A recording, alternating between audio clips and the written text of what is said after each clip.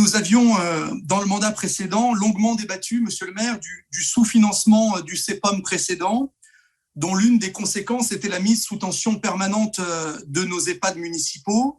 Les personnels s'étaient d'ailleurs largement mobilisés pour dénoncer le manque de moyens humains pour assurer une prise en charge digne des résidents, notamment en ce qui concerne les postes d'aides-soignants et d'agents d'entretien.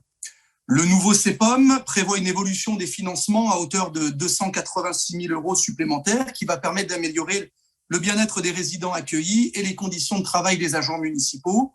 On accueille donc favorablement ces créations de postes, dont l'ampleur doit toutefois être relativisée, puisqu'on ne crée pas vraiment 5 postes de psychomotriciens ergothérapeutes, mais 5 fois 0,2 équivalent temps plein, ce qui fait un poste temps plein au final.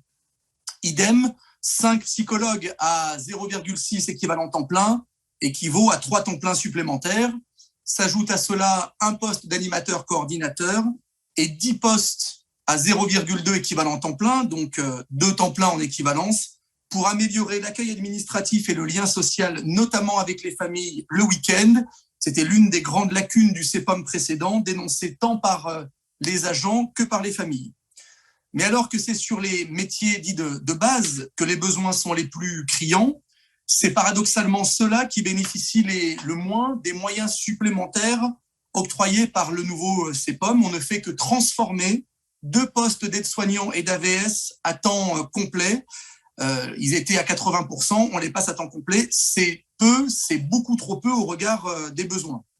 Pourtant, quand la volonté y est, on arrive à trouver des solutions, comme en témoignent les efforts réalisés par la ville de Saint-Étienne au plus fort de la crise Covid pour trouver des renforts dans les EHPAD pour pallier les absences et préserver la sécurité sanitaire. On a eu cet échange lors de débats autour de budget modificatif. Donc, quand on veut, on peut, et nous avions déjà demandé lors de précédents échanges que ces moyens supplémentaires temporaires soient pérennisés, parce qu'il en va du bon fonctionnement de nos EHPAD municipaux, et nous le redemandons aujourd'hui officiellement pour que les moyens octroyés par le nouveau CEPOM ruissellent réellement sur tous les corps de métier.